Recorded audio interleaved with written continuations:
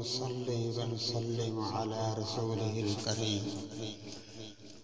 أما بعد فأعوذ بالله من الشيطان الرجيم. بسم الله الرحمن الرحيم. إن الصلاة تنهى عن الفحشاء والمنكر ولذكر الله أكبر والله يعلم ما تصنعون. صدق الله مولانا العظيم.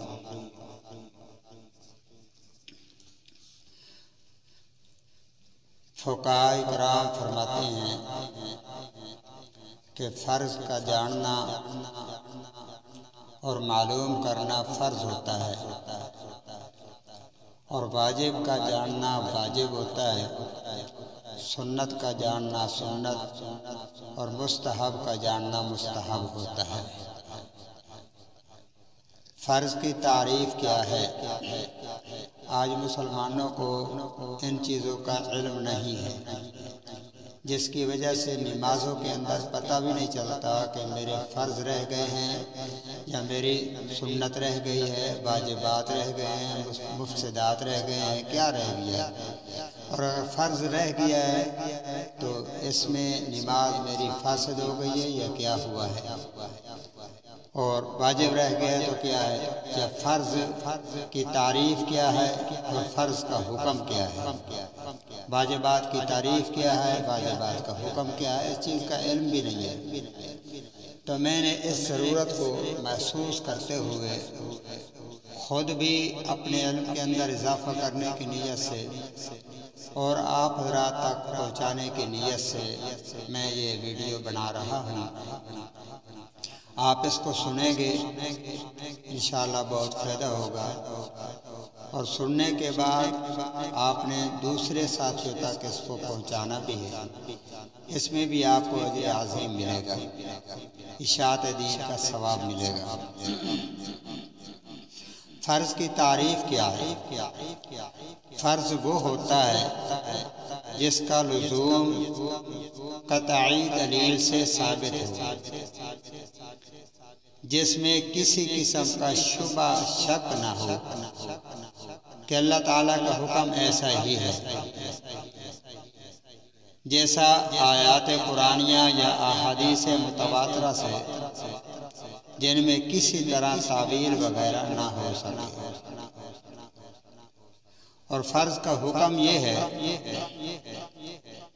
کہ اس کا کرنے والا مستحق ثواب ہوتا ہے، اور اس کا تارک یعنی چھوڑنے والا مستحق عذاب ہوتا ہے، اور اس کا منکر کافر ہوتا ہے۔ اور فرض وہ ہوتا ہے جس کے فوت ہونے سے عمل ہی فوت ہو جاتا ہے، یہ رکن ہوتا ہے، اس کے وجود سے شیء کا وجود، اس کے عدم سے شیء کا عدم ہوتا ہے۔ اور فرض کی دو قسمیں ہیں جو نصوص سے ثابت ہے۔ فرض کی دو قسمیں، ایک ہے فرض عین جو نصوص سے ثابت ہے، نمبر دو جو مجتہدین کے اجتہاد سے متعین کیا گیا ہو، یہ اس قسم اول کی طرح قطعی نہیں ہوتا، یعنی ایک فرض ہوتا ہے جو نصوص سے ثابت ہوتا ہے وہ قطعی ہوتا ہے، اور دوسرا مجتہدین کے اجتہاد سے متعین کیا گیا ہو، یہ پہلی قسم اول کی طرح قطعی نہیں ہوتا۔ اور فرض عین کسے کہتے ہیں؟ جس کا ادا کرنا ہر شخص پر جو مکلف ہو ضروری ہوتا ہے۔ فرض کا حکم کیا ہے کہ جس کا ادا کرنا ہر اس شخص پر جو مکلف ہو، بالغ بھی ہو عاقل بھی ہو، اس پر اس کا ادا کرنا فرض عین ہوتا ہے۔ جس طرح 5 وقت کی نماز ہے، یہ فرض عین ہے، یہ گھر کے اندر جتنے افراد بھی ہیں، مرد ہوں یا عورتیں ہوں، جو بالغ ہیں ان پر ہر ایک پر علیحدہ علیحدہ نماز فرض عین ہے۔ ان میں سے اگر پورے گھر میں ایک نماز پڑھتا ہے باقی نہیں پڑھتے تو جو پڑھ رہا ہے وہ اپنا فرض ادا کر رہا ہے، جو نہیں پڑھ رہے ان کے ذمہ وہ فرض باقی ہے۔ اب اس کا طریقہ کیا ہے کہ گھر کے اندر بھی اس کی تعلیم ہونی چاہیے، اس کی ترغیب ہونی چاہیے کہ گھر والوں کو نماز کے فوائد بتائے جائے، نماز کی اہمیت بتائی جائے، نماز پر ملنے والے انعامات بتا کر ان کو ترغیب دے کر نمازی بنایا جائے۔ یہ گھر میں سے جو بڑا ہو عمر کے لحاظ سے تو باقی جو اس کے ماتحت ہوں گھر والے، ان پر ان کی ذمہ داری ہے کہ وہ ان کو نماز کا عادی بنائے۔ اس کے لیے جماعتوں میں وقت لگا کر عادی بنائے تب بھی، خود ترغیب دے کر عادی بنائے تب بھی، یعنی نماز کی عادت ان کو ڈالنی چاہیے۔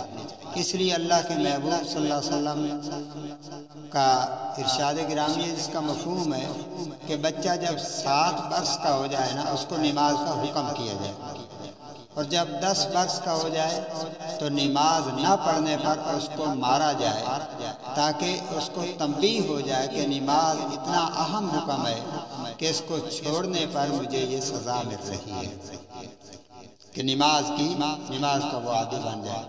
دوسرا ہے فرض کفایہ، یہ فرض عین کی میں نے وضاحت کی ہے۔ دوسرا ہے فرض کفایہ۔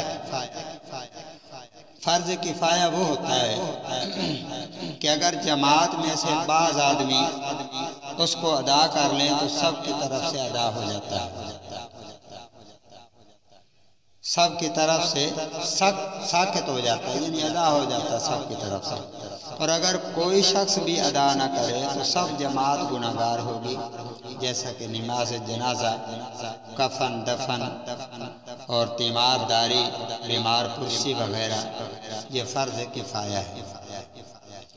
اب فرض کفایہ کی تو ہمیں بڑی اہمیت ہے کہ نماز جنازہ ہو تو گھر کے اندر جتنے مرد ہوتے ہیں سارے اس میں شریک ہوتے ہیں، لیکن فرض عین کی کوئی اہمیت نہیں ہے، بلکہ یوں بھی دیکھا گیا ہے کہ فرض عین کو چھوڑا ہے، یعنی نماز ظہر کے بعد جنازہ ہے، اب ظہر کی نماز نہیں پڑھی لیکن جنازے میں شریک ہونے کے لیے آ گئے ہیں۔